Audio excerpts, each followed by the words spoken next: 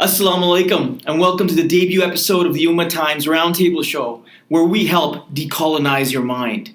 Today in the studio, we have some of the founders and affiliates of the Ummah, starting with myself, Zishan, Brother Malik, and Brother Ali. And we're all here to talk about the current events affecting the Ummah and humanity as a whole, and where we also help provide insight. So, how are you brothers doing today? Alhamdulillah, how are you doing? Assalamu alaikum rahmatullah. Wa alaikum salam. Doing well. Alhamdulillah, doing fine. You know what? I wanted to start off with some of the very disturbing reports coming out of East Turkestan in China, where we've received reports that around 1 million of our brothers and sisters have been in these internment camps. You guys probably have heard of that, right? Yeah. Basically, the whole of East Turkestan, 11 million of them are on lockdown. And the reports have been coming out of actually also organizations such as the United Nations and Human Rights Watch, where these people have never been charged, never been tried, and no rights have been accorded to them, and pretty much they've disappeared in a black hole.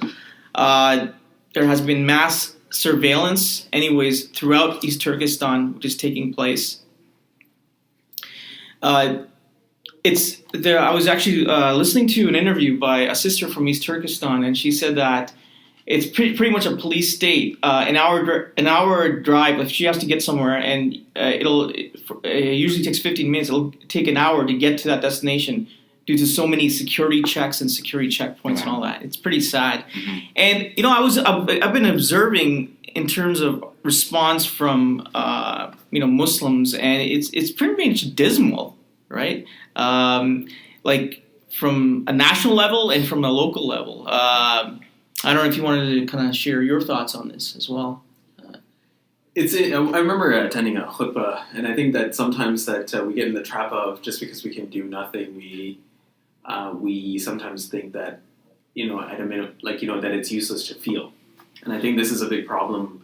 I would remember attending a khutbah in downtown Toronto when when Jerusalem was declared to be the capital of the Zionist entity, and the Khatib's comment was that what's the point of getting angry about this? There's nothing we can do about that, and that is one of the most incorrect things to look at the situation. Right? We understand that Ummah is powerless. We understand that that we're right now all our countries are effectively run on either Washington or London or some other capital.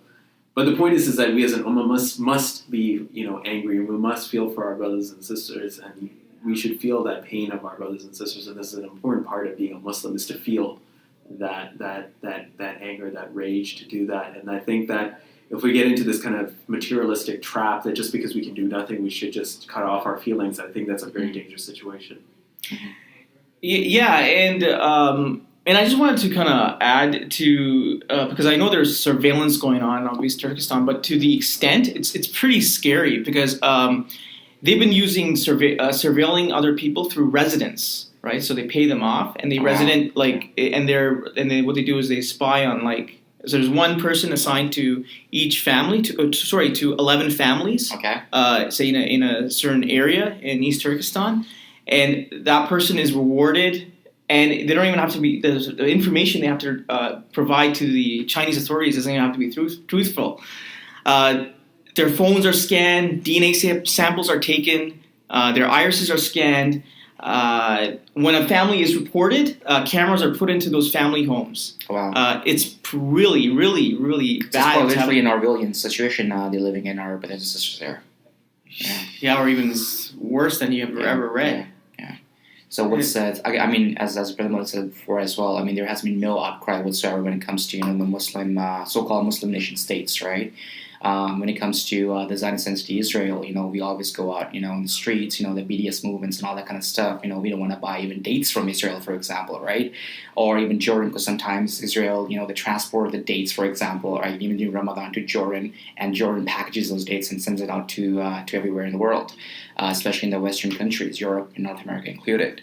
But when it comes to China, essentially, we're pretty much breathing in and breathing air made in China nowadays.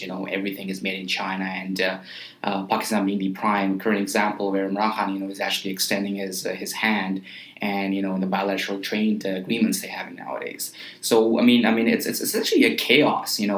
I know Malik, you actually you kind of watch these things much closer than I do. What's your take on that? And that's an important point you're raising, is that the thing is that especially in Pakistan, the challenge that the Pakistani people face is that who is going to be their patron in this? They get into this sort of lesser of two evils kind of situation between China and the U.S. As opposed to charting the right option, which is an independent path of both. Right. And that's the key, is that the Ummah must be independent of both, because then you have these kind of situations that you're exactly talking about, where we're forced to, in a sense, compromise or even sell out our brothers and sisters in China for the sake of benefit. And this is a very dangerous thing. This was done in this decision was also made in 2001, if you remember, when Musharraf decided to sell out our brothers and sisters in Afghanistan, right? So, if we keep on making these kind of decisions where we refuse to recognize that the only way to measure things is through halal and haram, then we will eventually, as the story of the white bull, I was eaten the day the white bull was eaten, is that what's the difference between ultimately a brother and sister in East Turkestan or in Kabul or in Karachi, right? Yeah. What is if we're going to sell everyone out? What stopped to being sold out in a Muslim in Pakistan itself, right? Exactly. And so this is the thing, is that we have to get out of this trap of nationalism. We have to start looking and internalizing the concepts of ummah, that we're one ummah, and that we must push back at these nationalistic concepts. Right. Yeah, and you bring out a really good point here, is that the entire nation state, secular state of affairs has really messed up our minds, right? It's taken out of the it's taken the concept, the ummah, just out of it. I think it also has to do with a lot of schooling as well, and how a lot of Muslims within the Muslims nation states are growing up as well. Washed down version of Islam, and also at the same time we have become desensitized. As long as it does not happen within our boundary or within our four walls, we are okay. As long as we got our cell phones, we can play Candy Crush. We got our food on the table, we are good to go. We are essentially completely desensitized, Muslims anywhere in the world. Essentially coming back to what you said before, the concept of Ummah itself, we have lost, its true essence, the true meaning of that, what actually that entails. That comes with, I think also the problem is probably, once you start saying the concept of Ummah and actually, what it calls for, then you tend to run away from responsibility as well, right? For example, waking up, looking out, or just reading newspaper first thing in the morning. Our sense should be, looking for the news, affecting our brothers and sisters everywhere in the world. Not looking for business news, which are going to impact our day. Fine, you can do that at the same time, but our first priority, we need to get the priorities straightened up, right? What do you like? Am I? Absolutely, and I think that one thing is that we should recognize and empower those who are listening to this podcast, is that there is power in enjoining right and forbidding the evil. That is Allah subhanahu wa ta'ala in the Quran said, "We made you the best of nation because you enjoin what is right and forbid what is evil." And the thing is that this is something that when we look at this concept of the nation state, when we're sitting with our families and we're sitting with people discussing politics, it's those listening to this should not underestimate the power of enjoining the right and forbidding the evil. Like, for example, we all know that Rasulullah sallallahu alaihi wasallam said nationalism is rotten, leave it, right? We know that nationalism is alien to Islam. We know that this concept is foreign to Islam. We know that the Aus and the Khazraj went almost to war with each other when the non-Muslims tried to revive this concept, and so we know it's a dangerous concept, right? And so what we must do is when people say things like Turkey first or Pakistan first, then we can worry about things. We should say, no, this is not right, right? Now, you might be the only one in that room saying that, but remember that was the situation of the Sahaba. The Sahaba were the few in the society that called people to the haqq, to the truth, and so it's a similar challenge today. And so we should never look and say, oh, I'm a small person, I'm this. we should empower ourselves with the concepts of Quran and Sunnah and follow the path of the Sahaba and Rasulullah sallallahu alaihi wasallam, and enjoying the right from the evil, and to tackle those hard concepts. Even though we might be the only one, even though we might be the youngest one in the room, we should still do it. It's interesting you say that because, sorry to try and cutting you off, Yeah, we always talk about, too, you and me, that, sometimes we need to, especially nowadays, it seems like the dawah is more needed for our fellow Muslims, versus the non-Muslims, right? We are, about 1.7 billion, a conservative approach you want to take, right? The number are. So, we always focus on dawah to non-Muslim, which is great in itself. At the same time, we don't want to, we're already in the chaos, and we don't want to add more people into the chaos, right? We need to, get our house cleaned up first, right? So what do you? Hence we started this platform, the Ummah Times Decolonizing Minds, which is a platform that kind of works on decolonizing ourselves and helping decolonizing others, because that's what's happened. And you talked about following the Quran and the way of the Prophet, the Sunnah. The thing is that we haven't internalized that, and there's a reason for that, because we've accepted, as you Malik, as you many times mentioned, is the Aqidah of secularism. Yeah. We have internalized that, and that is the problem. Yeah. For example, the crime, the genocide that took place against our Muslims and brothers and sisters in Burma. I think it was last year. Our local masjid had set up a school bus to go for a protest downtown, and I was I know the situation, but I just got more surprised. Like, that bus was more or less empty. Wow. I was just like, my frustration came out in the school bus. I was telling the administrators who was on the school bus, like, I'm just really, like, there's way more Muslims in my city. Where's everyone? And this is like a horrendous crime that's taking place against our brothers and sisters. And when we got to the protest again, it was, a lot more Muslims should have come out. They had another protest, I think it was a few months ago, talking about what's happened, in terms of the end of the genocide, etc. And it was raining that day. And it's because of the rain, like, it was just dead. Yeah. And it's rain, and compare that to what our brothers and sisters have gone through. Yeah, I hear your point as well, but when it comes to protests and everything else, right? Haven't we been protesting since 1924?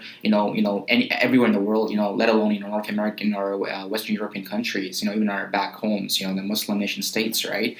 What has protesting, so far, what have you achieved, right? Sometimes, you need to go out and express your frustration as well. But just enlighten me. So I think, don't you think more is needed, to actually change, get to the root cause and change the system and focus our energy and efforts on that, versus just going out in the streets with the banners? I know we need that at the same time. But don't you think we actually just tackling the wrong issues? I'm not. We're getting lost in the trees and losing the whole picture of the forest kind of thing. I'm not isolating it to protesting. Yeah, I'm not that. There should be more done. What I'm saying is whatever. But me going out in Toronto in the rain, leaving my home, not spending time with my kids or playing video games, right, and go out in the protests, right? You think that's really what needs to be done? Is that the right approach we should be taking? No, that is not the only approach. It's not the only approach, but it is a valid approach, and it is an approach that we should embrace as well. I'm not talking you should be limited to that one approach, right? Okay. Because you should you should look at yourself and say, this is at least an approach where the least I can do. So you see a benefit. I'm not saying that you should be limited to that approach. But you see a benefit in there? Oh, I definitely see a benefit, because the more people come out, you show that the Muslims do care, right? Even for the people who have been suffering. Right. At least these guys made an effort to come out. Muslims do care. They just come out for an hour or so, and then they're gonna just, I'm not saying limit. And they're gonna go home, and everyone's gonna forget about it. The system is not. No, they shouldn't do that. Right? They shouldn't do that. Okay. Yeah. But anyways, what do you really think about that? So just leave me one thing. While we're going at each other.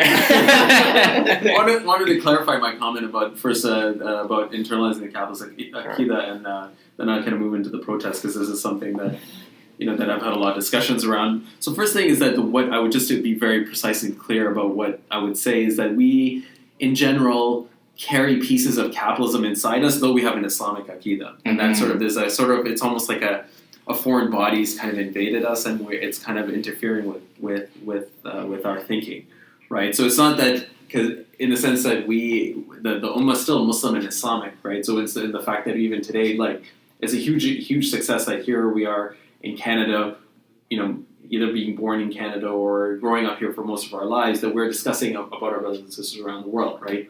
Like, for example, like if you compare us to any other nation, like, for example, even Christians, for example, do they care about the Christians of Palestine, right? You see, like, that the concept of Ummah is still something that is relevant. And when you talk to Muslims, like what we were talking about earlier, they still like even a hardcore like a nationalist from Pakistan would have a hard time arguing with you, saying that we should just sell out the Uyghurs, right? Right. Like, because the concepts of Ummah are still within that. So because that Islamic core is still there, it's just, in a sense, it's kind of capitalism, is because of colonization. Right. The system has been shoved down our throats, right? So, for example, when you see it in Turkey, like, the as we know, one of the ways the Khilafah was destroyed was that rivalry between the Arabs and the Turks. But when Erdogan, I mean, it's a deeper conversation, but when he raises the banner of Palestine, that old Arab-Turk rivalry kind of just disappears, because he knows the one things that will rally the Ummah is this brotherhood, right? That he knows that still exists between the Ummah and that. When it comes to protests, the point is that this is the challenge when we call people to protest, is how does that link to the Aqidah, right? To your point. So, for example, when we look at Rasulullah sallallahu alaihi wasallam, when he went, Hamza and Umar, may Allah be pleased with them both, when they went around the Kaaba, like, there was a sense of protest, so there's an evidence for that. But it was a protest more about the Aqidah, right? Like, it was more about the Islamic way of life challenging the Capitalist way, but the Qurayshi way of life, right? Yeah. So, in a sense, that is our challenge, is that when the Ummah doesn't respond to the call of protest, is it that, like what you said, like, they don't see the link between that? Because, in a sense, what are you protesting for, right? In that, why, like, if Canada is going to care, or America is going to care, or the Western governments, is it for them to act, right? Because if that's the protest, then I probably wouldn't come myself, right? Right? Because the thing is, because the capitalist nations, they only do things. Hey, I've seen you at every protest I've been to, man. and obviously, what I'm saying. What I'm saying is that obviously when you. But just to clarify, like, why the reason. I know the reason why you go there. I go there to usually I'm distributing a leaflet. Yeah, there you go. So he goes there for other purposes. But to find. But he's being selfish, capitalistic about it. I've never said it was cap. No, but you've linked it. You've linked it to why. You've linked it to the purpose, right? You linked it to the purpose where these are horrendous crimes. We have to speak out at the same time. Right. Educate others about Islam. But who are and it's justice. So obviously, you should not do it in a vacuum. I totally agree with you. You should not protest in a vacuum. But the whole point of protest itself, actually, and I'm not saying you mindlessly show up at every even protest. Even if you look at the word protest itself, right? I mean, you are basically obviously appealing to somebody to do something for you, right? So when you go out with the banners, right, you're appealing to somebody. Okay, you're appealing to the Canadian government. Please send some forces to Burma, so there's no genocide being committed by the Burmese force against our Rohingya, our Muslims, right? Yeah. So basically, in that sense, and that actually has happened. 9 out of 10 protests, I haven't been to even one of them, actually, but I can imagine, they were actually asking for Canadian governments, please intervene, right? So we are basically, again, coming back to your point, I think I agree with you as well, and I agree with you as well, but, I think we just need to, kind of direct it in a different way. And you go there basically, seeing people in the chaos protesting, appealing to the wrong authorities, and you go out and hand your leaflets, kind of maybe hoping that, they will pay attention to your leaflet and maybe redirect their energies and efforts and do something else about it. So I see where you're coming from. You're not actually joining the protest itself. You're going there to actually, guide them in the right direction. Hey, there's an alternative. Let's focus on this. There's no point of appealing to the Canadian government or any other UN authorities or whatever, right? We need to protest, for Islamic way of life. That's what should the protest be. We go out there, I think 9 out of 10 times. I think you would agree with that too as well. Appealing to who? You're going out, stop killing Rohingya people. Who are you telling that to? Are you telling that to people? What are they going to do? Obviously, most of the times, you're asking for Canadian government, or it happens to be in America, the American governments or the European countries, please intervene on our behalf because we are just useless, piece of dirt and scum, and we can't do anything about our affairs. We want other foreigner governments, the non-Muslim, secular states, governments to intervene on our behalf. So we're actually sending a wrong message in that sense as well. So I think we need to completely, realign our strategy, and I think you guys probably. Yeah. I just hate protests in that sense. I think they're completely setting us in the wrong direction. We go out protests. We think we have done our. If you think like that, if one right. thinks like if one thinks like that, that protest is the end of it all, then that's wrong. Okay. And I know there might be certain people who may think like that. Okay, I've done my duty, and I'm guaranteed paradise. I don't know. You know what I mean? And actually, this leads to the point I'm trying to make is that I understand, Brother Malik, that you said that Muslims are still trying to hold on to their aqidah, be consciously or subconsciously. But it is a real problem. Like it's a problem where.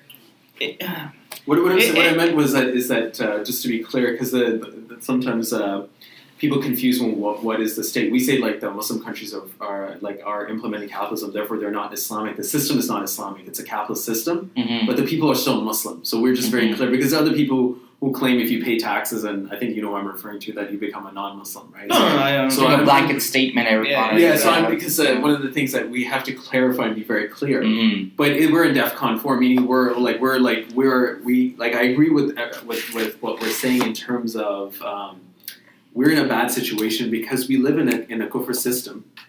We are being converted into non-Muslims. That is a grave risk, right? To that point, right? It's like we are being co-opted, and that's a real challenge for us. As you guys know, we held a seminar recently about marijuana, the legalization of marijuana, where we see the preservation of the Islamic Aqidah, we use it as one of the most important things in Canada.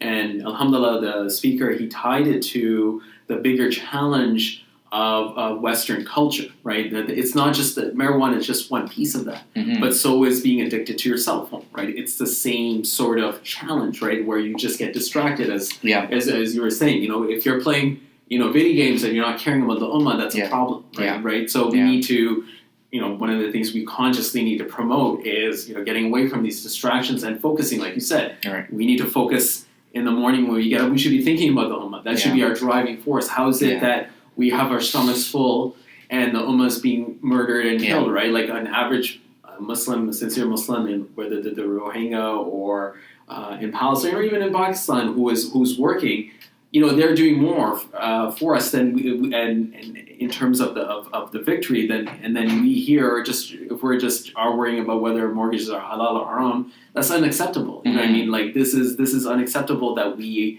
that we just enjoy the dunya while our ummah is getting murdered, right? And we need to change our consciousness so that we live day and night to change that situation. Yeah. It's also again the whole the nation-state secular system has really also kind of fooled us as well. Like, for example, the implication I see is that Muslims say they think that okay, we do X, Y, and Z, and then we're okay. Like it looks like Muslims think that entering paradise is some easy feat, right? And as you know, the Quran says those who say who we believe won't be tested, and they don't acknowledge this test, right? It seems that this is what's happening, and again, regionalism has really taken over because. For example, regarding the carnage that took place against the synagogue in the States, you saw, rightly or wrongly in terms of the reaction of the Muslims, showing support of this crime. But when there's more horrendous crimes taking place in the world, and especially against the Ummah, you don't see them getting together and holding hands and lighting candles. Yeah, so it's a real problem, and if I can just put it out there, what do you think? What are the steps that should be taken? I think the effort that we're engaging right now is part of that struggle. Is that to redirect the focus of the ummah to independence? The ummah must get independent of the capitalist system. Right? That has to be the foremost focus of everyone, right? So, I can understand where those people were coming from, where they had good intentions about raising money, because there's this kind of tragic lie that's put out there that Muslims hate the Jewish people, which is ridiculous, right? And I think that people should take note that despite all the Remembrance Days and all the memorialization of the Holocaust has done nothing to fight anti-Semitic views in America. And I think that we should say, hey, wait a minute here, that the liberal democratic system, the capitalist system, has completely failed in addressing anti-Semitism, right? And that when you see, whether it's that protest they had in Charlottesville, it was again anti-Semitic. They had this incident here, where these Jewish people were murdered. And then also there was another incident where they had to cancel an event in New York where anti-Semitic graffiti was scrawled on the walls, and so I think the Muslims are trying to, if you take them at their best intentions, we're trying to say, hey, look, we're not anti-Semitic, and that should be clear. And one of the interesting things was that when you look at the last days of the Khilafah, like the governor of Sham, because the Sham was one province which includes Palestine, Syria, and Lebanon, they put Aaron Aronson in charge of the agriculture. And Aaron Aronson was Jewish, right? Unfortunately, he betrayed the Ummah at that point and formed aspiring against the Khilafah. But the point is that like the even to the last of days, the Jewish people in the Khilafah enjoyed a good amount of security and prestige, right? That in Palestine today, they won't put a Muslim in charge of anything, right? And also when the Crusades took place, the reports were the blood was so high, it was up to, I guess, to knees, like in terms of, those the genocide took place was against both Muslims and the Jews that were living in peace under the Caliphate system. That's well, right. And also, a lot of people don't even know that. Like when I think, and you can kind of qualify this, when the Crusaders were on the march, I think they tried to also get Christians on their side, but the Christians said, no, we're going to fight alongside the Muslims to defend our homes and land. Right? Absolutely. And one of the things that what shocked Balfour when the question of Palestine came is that the Christians of Palestine wanted to stay with the Khilafah. They wanted to stay under Islamic rule. And he was shocked. It's actually in the League of Nations Journal, and people can look it up, but he was shocked that he called it that the Christians' interest would be better under Mohammedan power.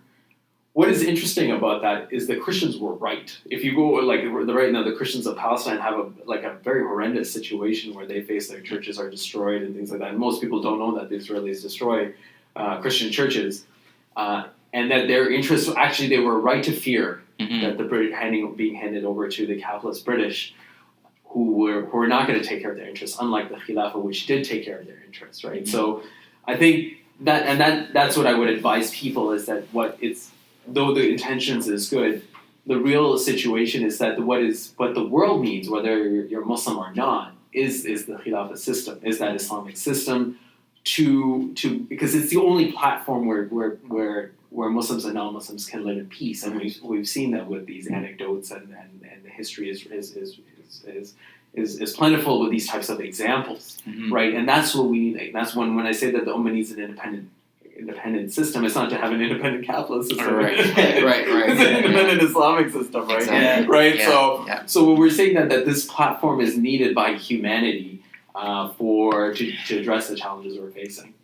Yeah, and I think this is where the reasons why Muslims intellectually are struggling is because they don't see the end goal of practicing Islam, right? They don't. And again, it's the secular system that's been unleashed on us that has kind of fractionalized the way we think and cantonized the way we think, right? It's compartmentalized our lives, right?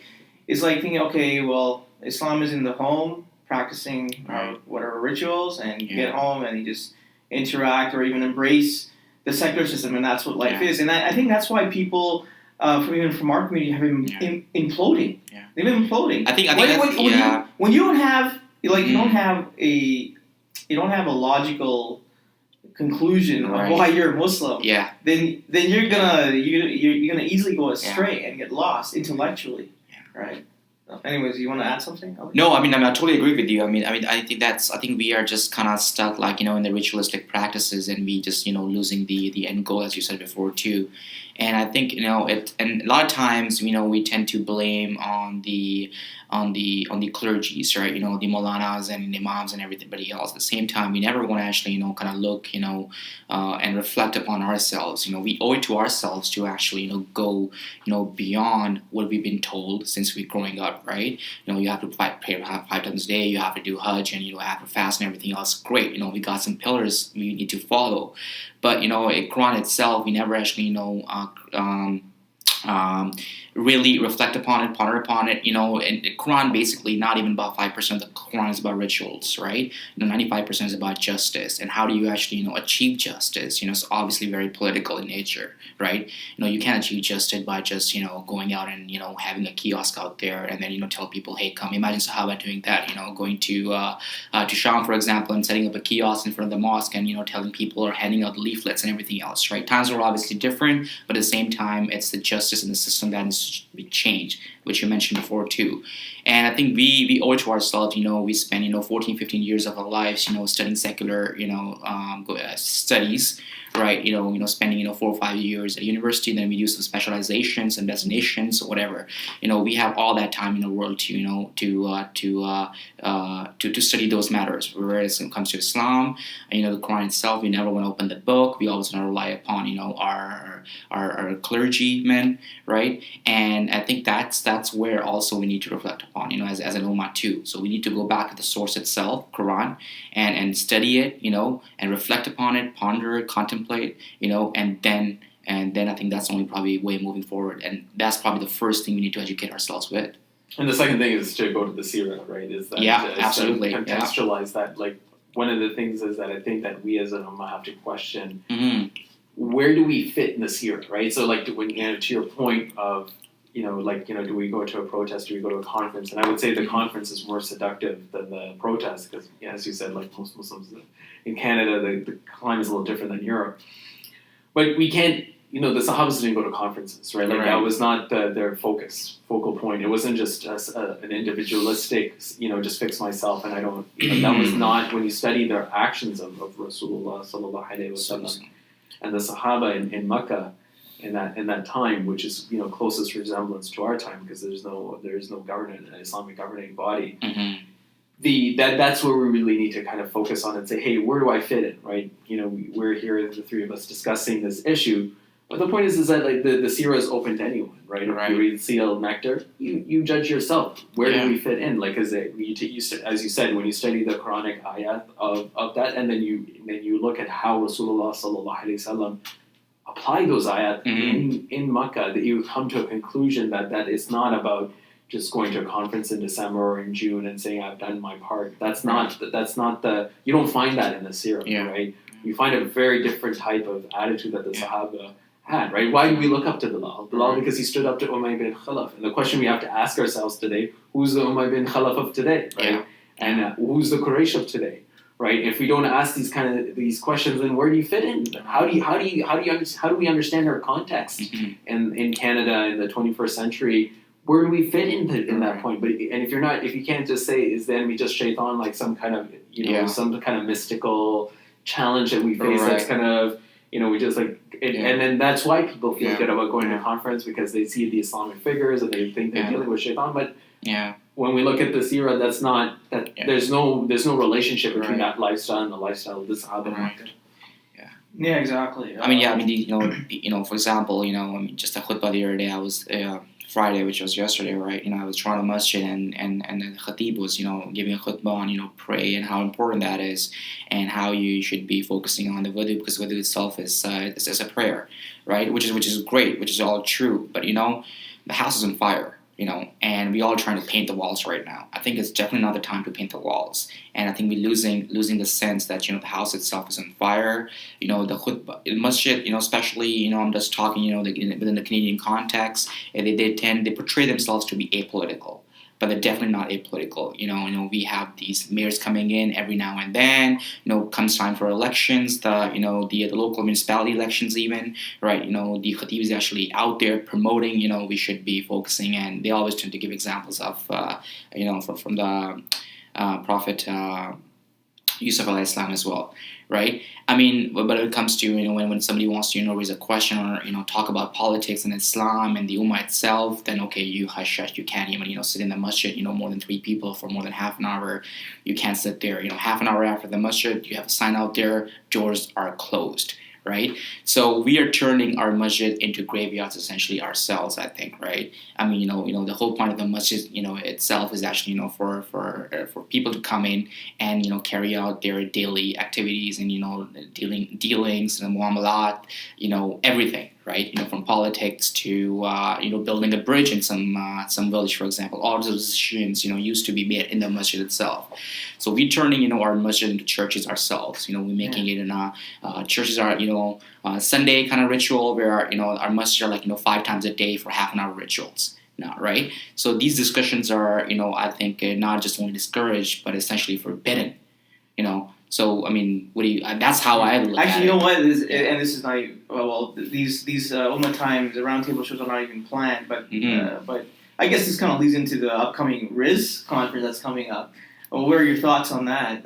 Because what you mentioned is, like, I see it as that, okay, it's like, a lot of our brothers and sisters go there, and it looks like, and a lot of the people who are up there on the stage are saying, okay, the implication, they imply that, thank you for letting us live in peace here, this, in this enclave. He gave us a great opportunity to live and let her live and practice our religion, and that's pretty much it. That's the end of it. Yeah. Well, I think it should be, I should turn the tables. Like, what? We're here representing Islam, and we offer solutions to the ills of your society. Yeah. So to the problem of your society. What's the RIS? What's the RIS conference? Why don't we come out like that? Eh? Is it like one of those conferences where you pay $80 and they tell you how to pray?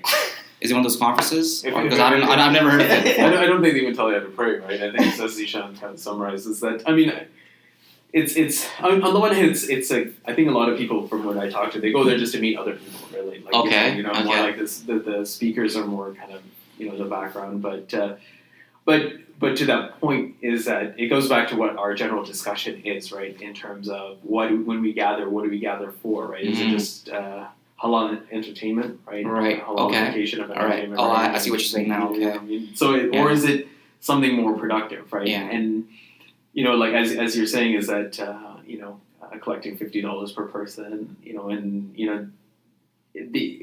like, is that the best way to spend our wealth? In terms of the collective ummah in the West, is that the best way? Or to your point, should we, should we be spending that on the ummah? I mean, it's something basic like helping brothers, like even if it's sadaqah. Yeah, exactly. Is it charity? Is that a better way to spend? That's much better. You know what I mean? Definitely. Right, and it's just, I don't know. I find it very disturbing when we, sometimes you see these things at these these types of conferences where, people going imitating the culture of the West when it comes to like singers coming on stage and waving their phones and that type of thing. And it's part of the colonization we have to reject. What do you call it? And the sheets, and right? the selfies with the sheikhs and the celebrity, as Nadeem says, is usually celebrity milkshakes. I think it's organized distraction. Wouldn't you agree?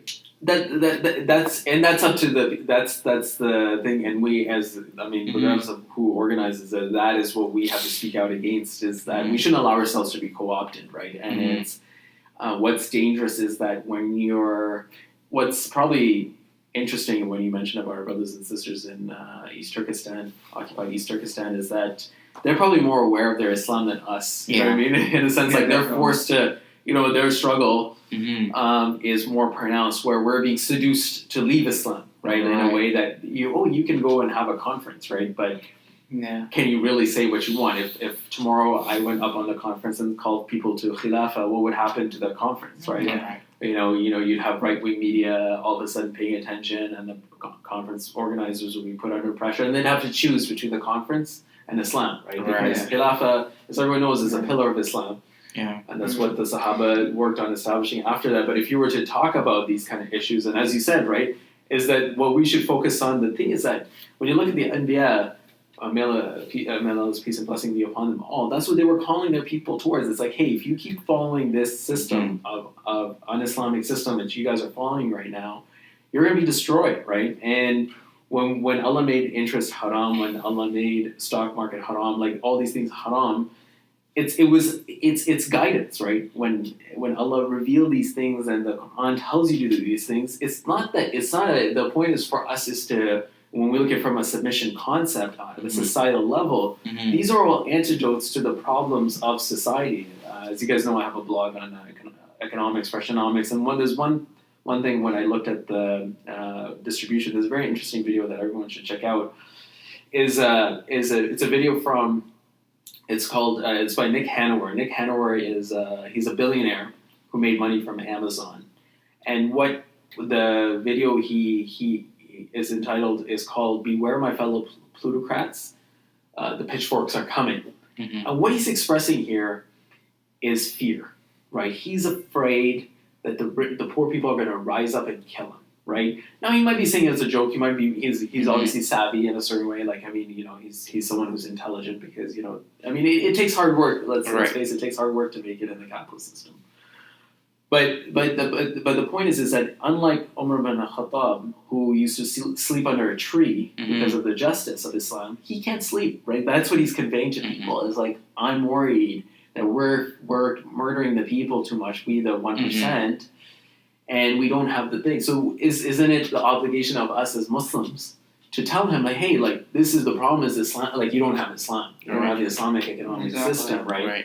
And that's what we should be doing. It might be a difficult conversation to have with someone like Nick Hanauer. It might be difficult to have a conversation with their neighbor that way, right? But that's the point. If people really, one of the interesting things, I have this non-Muslim friend I've known since I was 12, and his attitude is that if I didn't want him to become Muslim, I'm not really his friend, because he's like, if you really believe that, like, there's a saying, paradise and hell, how could you not want me to go there, to paradise with you, right? Right. And that's the thing that sometimes that we should realize as Muslims is that our non-Muslim friends, if you really like them, you will want them to go to Jannah and invite them to those things and have those hard conversations. Right. And so, as you said, it's not about being liked. That was never the focus, going back to what we said in Makkah. That was not the focus of Rasulullah sallallahu alaihi wasallam. Exactly. So his point was not to be liked by the Quraysh, right? Yeah. His point was to tell them the hard truths. Exactly. About the way they were going is not going to succeed in this life and the next. Yeah. Well put, Brother Malik. I think what's happened is that, when the Prophet Muhammad, peace be upon him, and his companions came on the scene, they didn't embrace the system. They did interact, but they interacted in the sense to portray Islam and give the message of Islam, and so they could transform the system itself, from a decadent system, right? And the thing is that here, for Muslims living in the West, like what I see is that we're failing in taking advantage of the opportunities we have here. The opportunity is gold. And we're wasting it away. That's how I see it. And I don't know if you guys see it as well, is that we're not taking advantage of it. For example, these conferences we have, RIS, you can totally turn it around. And you have the opportunity, you have the freedom according to the right now laws, which are subjective because they're not based on God, right? So they can change at any time. So how come you're not taking advantage of these laws right now, right? Absolutely. And then these things are... if we follow what's happening in Denmark, these things are temporary, right? These we have like you said, like, we should use these opportunities while we still have them, right? And that's if you kind of take that hadith about using your free time before you're busy and kind of take it to its logical conclusion, when we have this ability and the resources we have the wealth, we have the time, we have that opportunity, we should seize it, because you never know when it's going to go away. And what I'm referring to in Denmark, they have something called the Imam law, which means the imams are forbidden from believing in certain ayat in the Quran. Oh, wow. Yeah. I was never aware of that. Oh, yeah. Okay. Yeah. And they're indoctrinating children as old as one from the Muslim areas. Okay. Now, this is all coded and all that. It's that. But some of them have come out, like this Imam law, everyone knows it's against the Muslims. I mean, the Muslims argue you're abandoning your own ideology. freedom, they're like, we have to do that, right? Mm-hmm. And so what I'm saying is that the Muslims should realize is that, yeah, we have this opportunity, let's seize it while we can. Right. Exactly. Fill up our accounts with the day judgment as fast as we can. Yeah. And that know that that the liberal democracy, capitalism is a spider's house, right? Right. That it's eventually it's not based on what Allah Subhanahu wa Taala revealed, and it can't work, right? Yeah. Because it's not from Allah, Yeah. right? It's that it's not from the Creator of the heavens and the earth, and Right. despite people, even if you take it at their best intentions, even if they had good intentions, it's just not going to work because human beings are not. Even if we all got together, we couldn't figure anything out. We couldn't figure out our way out of a paper bag, right? Right. And that's the point. That's what the guidance of Allah Subhanahu wa Taala is. It's not limited as we were saying to wudu or salah. It's the societal functions that really where we can benefit. Yes, there's that relationship with Allah Subhanahu wa Taala which is critical and a pillar. And at the end of the day, that's what it's all about.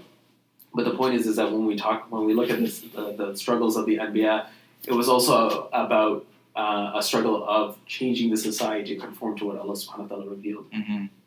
Yeah, like again, just to press upon this, like we have great opportunity because what's happened is the secularists in the Muslim majority lands, we couldn't do this because there are stooges who are in power there that have enforced secularism, right? Mm-hmm. It's pretty bad. Like for example, in the situation in Egypt or in Algeria or in places like Azerbaijan, etc. Even Pakistan, right? Yeah, even Pakistan. Yeah, like the spokesperson for Hizb ut-Tahrir has been kidnapped by ISI, and he's then been released it's been since 2012, right? So it's even in the countries when you have people capable of discussing and having debates, as you know that the Hizb doesn't use violence to promote its ideas. The point is that even that in Pakistan, which is compared to other things, isn't as strangled as controlled, but still they won't allow that type of debate because they'll know they'll lose the debate, right? When it comes to like talking about Islam in a way that's accessible to whether you're a secular, someone member of the secular political class or a mullah or a scholar, that type of discussion they don't want to have. Mm-hmm. Yeah, exactly. Well, I guess let's shift gears and talk about Remembrance Day, which is coming up, which is tomorrow, I believe. Yes, 11th. They observe it on 11th. Today's 10th, right? Yeah.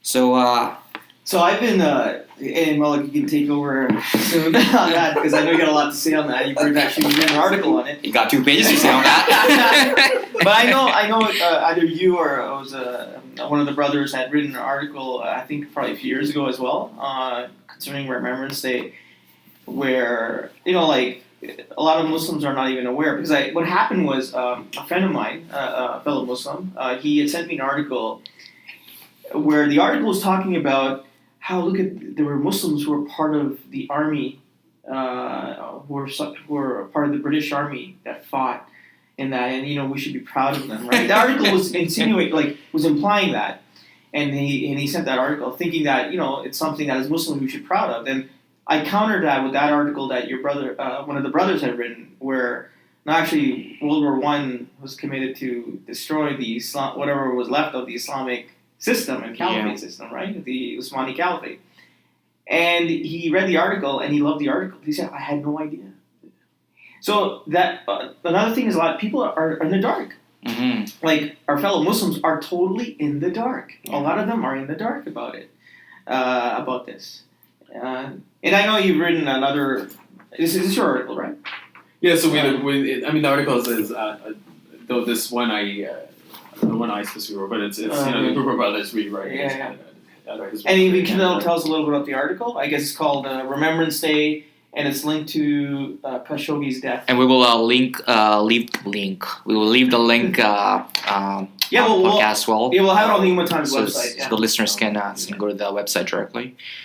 So I think that one of the things I think we should say at the outset is that when we were talking about this, in a sense, we empathize with the Ummah. Like a part of our work here to decolonize ourselves is to understand that we are in this struggle, and the system it's like one person against a system. And when we look at the Anbiya and Rasulullah sallallahu alaihi wasallam and the Sahaba, when they were fighting a system, it's very difficult. Like we want to like make it clear that fighting a system is very difficult, and that in a sense, and it works both ways, right? Like when we had the Islamic system implemented when the Sahaba, may Allah be pleased with them all, when they implemented Islam on non-Muslims, they became Muslim, right? Like in Syria and Sham, and we know that this kind of thing. So, and that's what we're saying. So we come out of this in a sense of empathy, and ourselves having these struggles. It's not like the three of us here are immune to the seduction. No, not at all. Yeah, in that, and we're not saying that we are better than anyone.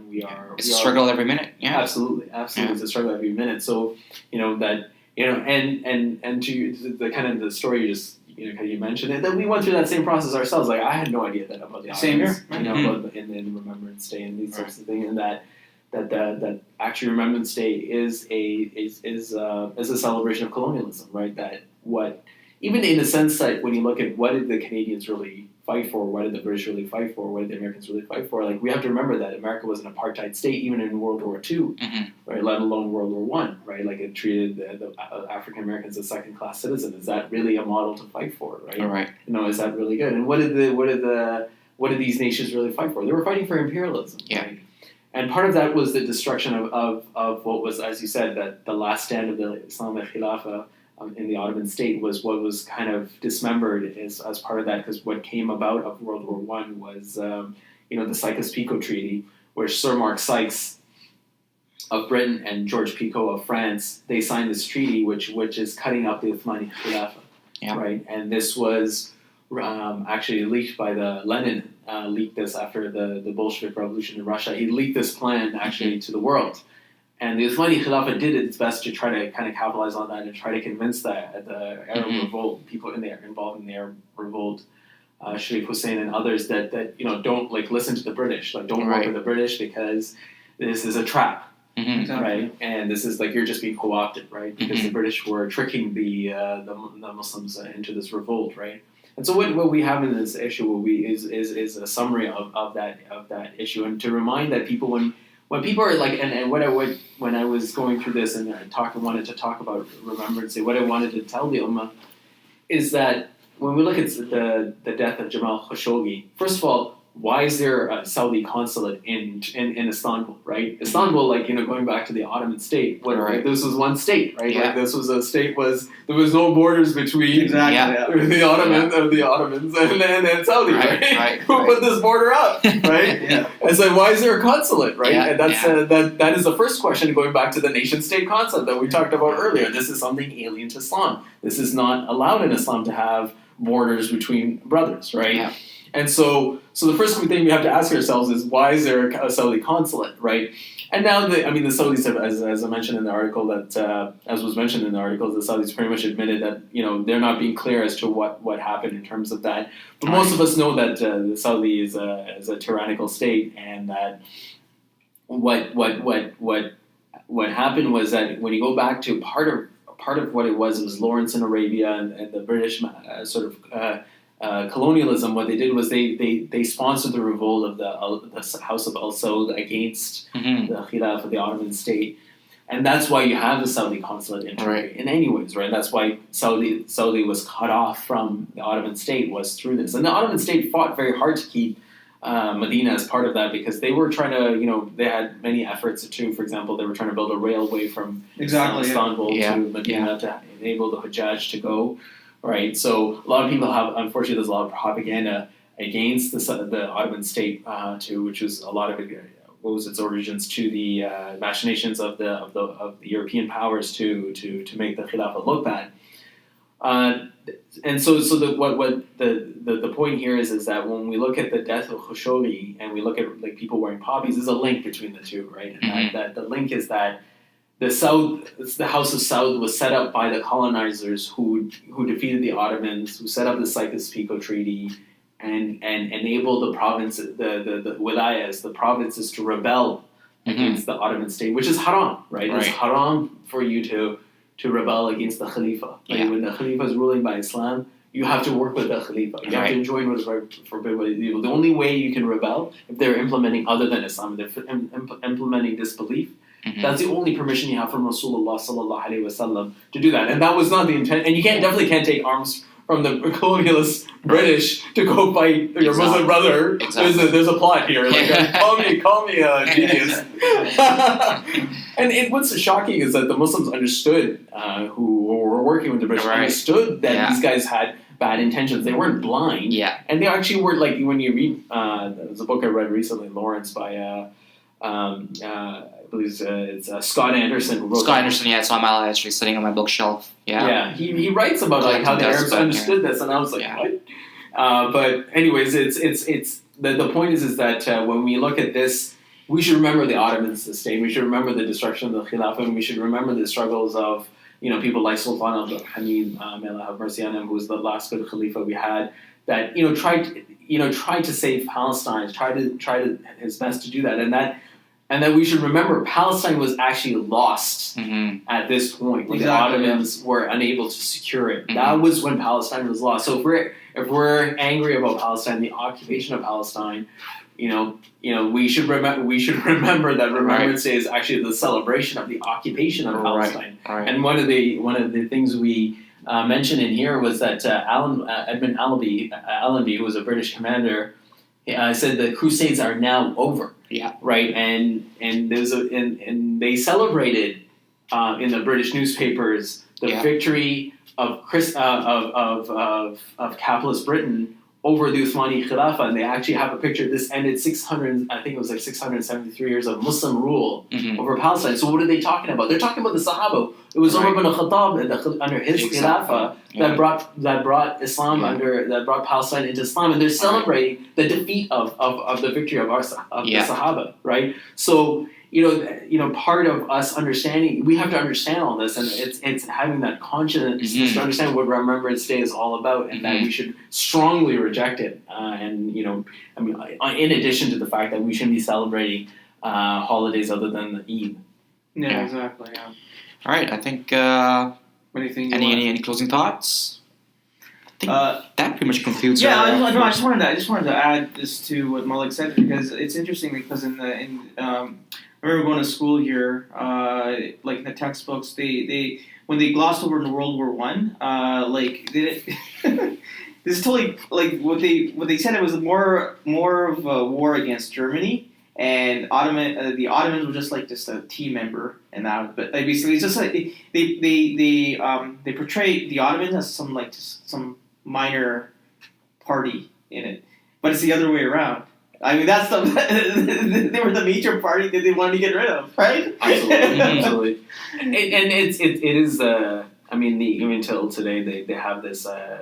Just to be fair to the Germans, is that they have this hatred for the Germans, the British and the French and the Americans, and part of the occupation of Germany continues with all the American bases there. Yeah. But there's obviously a difference when you occupy, because they're not Muslims, and they don't care about them as much. So they didn't go and cut up Germany again, like how they cut up the Uthmani Khilafah. There was no equivalent of a Sykes-Picot Treaty. They just sort of diverted the Germans into working through EU and not having an army, right? Which that colonizes like the other ones, But yeah, you're right. They gloss over that, and we have to try extra hard to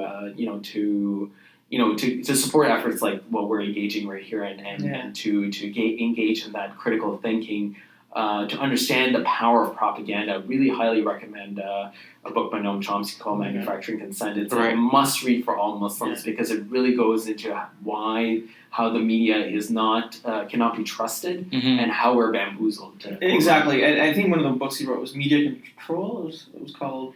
So Manufacturing Consent kind of goes... Manufacturing. There was another book called Media Control, right? There's Media Control, but what I liked about Manufacturing Consent, it really goes into sort of an analysis. If this Polish priest called Jerzy Populescu is murdered by the communists, this is how it's covered. If 4 white American nuns are murdered by a pro-U.S. client state, this is how it's covered, right? So it's not just an issue of they hate Muslims and it's just a racist hatred. There's a to the point why they were, like as you said, like why they're minimizing Ottomans, because they don't want to bring it up. Mm-hmm. Because they know that with Muslims, and then when you bring this stuff up and you question and you look at things like that the Ummah will wake up, and they're very, very afraid of that. Yeah, exactly. And again, this all connects to what we had talked about earlier, is that we need to form a relationship with the Quran, because we have to internalize the Quran, what the Quran tells us, right? And one of the things to link it up with what we've all said is that in one of the verses in the Quran, it says, "Do not follow which you have no knowledge. Your hearing, seeing, and thinking will be held accountable." Right. So it's connected to that. If you don't knowledge is factual information. If you're not aware of the factual information, you're going to be held accountable. Right. You can't follow something which you don't have the facts about. Mm-hmm. So again, it all comes down to where us Muslims have to form a relationship with the Quran and internalize what Allah expects of us. Again, as I mentioned to us, and this is a message to myself as well, is that entering paradise is not some easy feat. Yeah, that looks like people have implied. Yeah, absolutely. And we have to, like as you said, focus on the Quran and the footsteps of our beloved Prophet sallallahu alaihi wasallam, and also the illustrious Sahaba. May Allah be pleased with them all. Yeah, definitely.